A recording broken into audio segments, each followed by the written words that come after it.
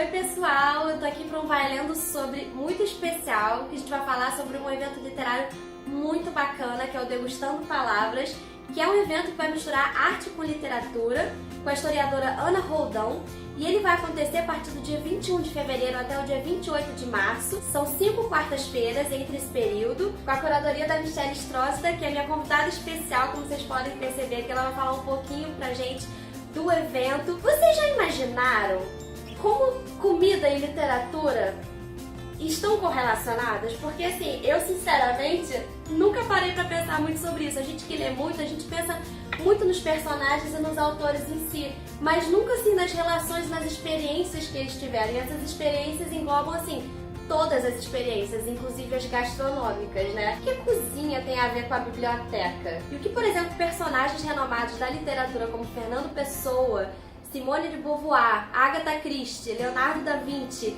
e Frida Kahlo teriam em comum com a cozinha? A Michelle aqui agora vai responder um pouco pra gente. Michelle, como pensar cozinha e literatura ao mesmo tempo, né? Porque geralmente quando a gente pensa literatura, a gente associa aos livros. Então, mas a gente sabe que a literatura, ela consegue conviver com outras áreas, a gente pode, né, trabalhar em cima disso. Mas como pensar na cozinha? De que maneira você sentiu que existia essa relação, tanto entre os autores quanto as comidas? Como é que é isso?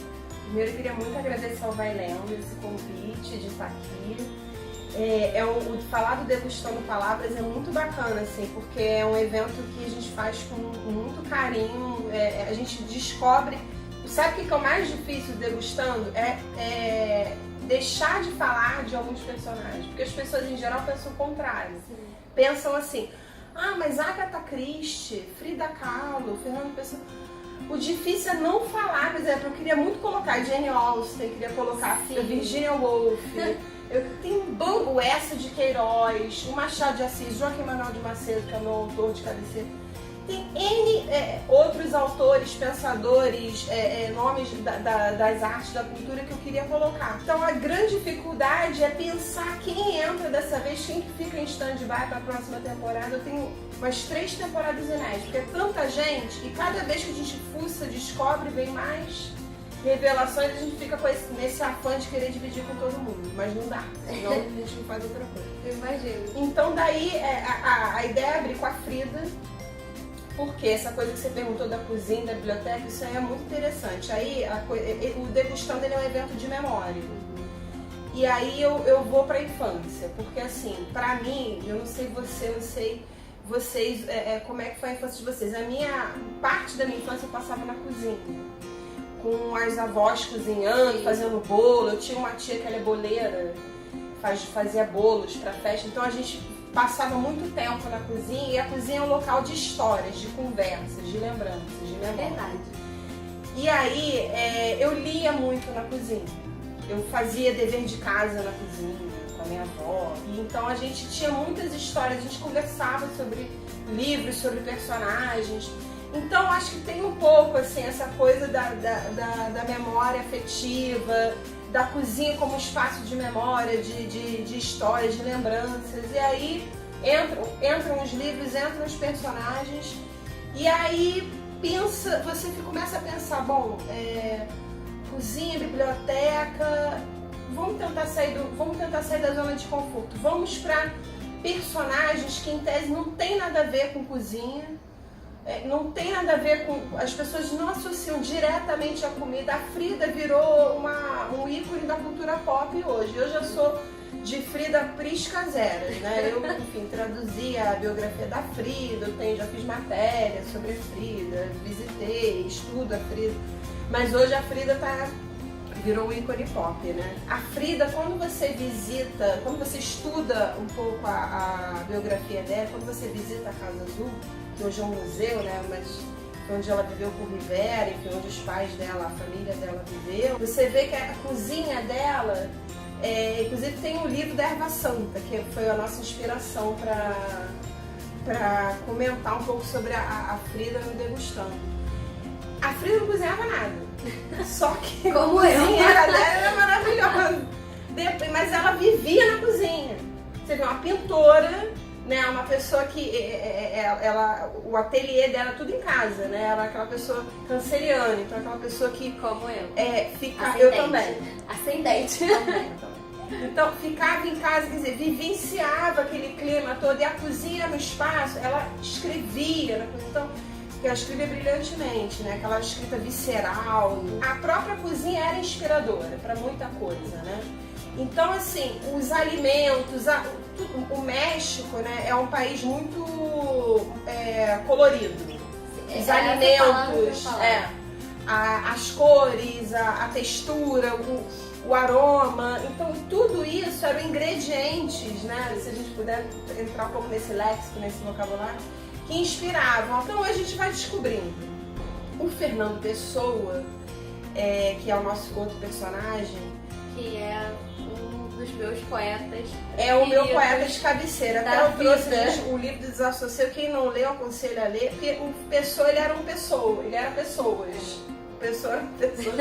Tinha os heterônimos, né? Cada um com a sua personalidade, cada um com o seu mapa astral. E aí, toda essa vivência, as ruas de Lisboa, os cafés, onde ele frequentava, onde escrevia o que tomava, o que bebia, os cafés que ele frequentava em Lisboa e o que consumia nesses cafés, o que escrevia durante as refeições, após as refeições.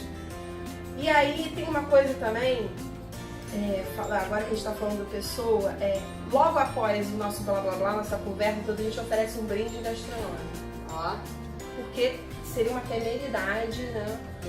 Pra usar um termo, uma sacanagem, a gente fala de comida, fala de bebida, todo mundo fica assim babando e cadê? Ninguém come, ninguém bebe. Não, então no final tem uma surpresa, não é um banquete, tá, gente? Mas tem uma surpresa que a gente oferece uma degustação, daí o nome é degustando, a gente degusta as palavras, depois tem que provar alguma coisa, senão a gente é socado. Com certeza. A gente fica naquela tortura, as pessoas ficam só olhando, aguardando o grande Até momento. porque a gente fica imerso naquela realidade, na As ambientação pessoas da Ana, literalmente né? com água na boca, você fica viajando Imagina. naquilo ali. E aí a gente consome no final um brinde. Aí que brinde é esse? Inspirado no personagem. Ou era algum alimento que o personagem mais gostava, eu não posso dizer qual é, senão tudo. Ó, Não é spoiler. surpresa, né? Spoiler. Eu não gosto de spoilers, então nem eu. tem que descobrir no dia, tem que se inscrever no dia e provar. Seja uma bebida, uma comida, enfim. Aí vocês só vão saber quem Até pra viver a experiência. Pra viver a experiência. E falando justamente desses personagens, como você pensou essa curadoria? Como é que você pensou esses personagens? Você falou que teve muita dificuldade porque tem muito personagem. E aí como você pensa qual que vai entrar e como é que você pesquisa, como é que você encontra essa relação deles com a comida, com toda essa experiência gastronômica, as memórias? Onde você foi buscar essas memórias, essas experiências para construir os 5 encontros do Degustando Palavras?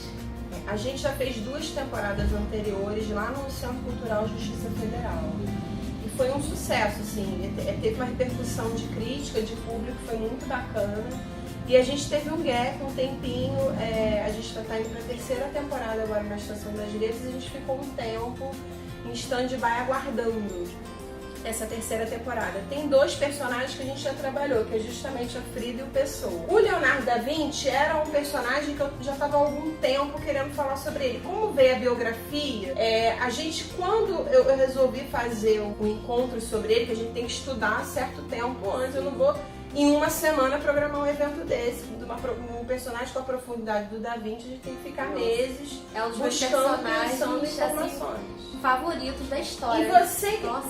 Agora eu vou te entrevistar. Ai, meu Deus. Você, Inverteu. Vamos inverter. Você que ama o Leonardo da Vinci, você imaginou em algum momento ele associado à gastronomia? De maneira alguma, porque Aí eu vou dar um spoiler nisso, só um spoiler. Você sabia que ele inventou o sanduíche? Não. O guardanapo? Mas o motivo por eu gostar de Leonardo da Vinci. Então, quando todo mundo comer um sanduíche, pegar um guardanapo pra... A gente agradece. Pense no Leonardo da Vinci. Aliás, a biografia é incrível. É maravilhosa. Precisa ler. Eu não li tudo ainda, tô doida pra ler. Ele é um personagem incrível, assim, muito à frente do tempo dele. A gente estava até conversando isso um pouco antes. Porque ele é fascinante. Ele não é óbvio. Ele não é óbvio. a gente se surpreende. Ele atuava na matemática, ele atuava na ciência, na astronomia, nas artes. Agora, gastronomia realmente passou despercebido. E o principal, o Da Vinci, ele era um gênio em tudo que ele fazia. Tudo. Eu acho que ele era sui generis por isso. Daí o fascínio. Vegetariano. Como você vê? Já tô falando muito, né? Daqui a vocês não vão no Leonardo da Vinci, porque eu já tô contando tudo. Enfim. E eu fui descobrindo muita coisa. Aí, chegando a Roldão, que não está aqui, porque está em Portugal, a Ana aí liga pra mim e fala assim: chega, você já me mandou muita coisa, daqui a pouco nós vamos ter que estender esse encontro do Leonardo da Vinci para 4 horas.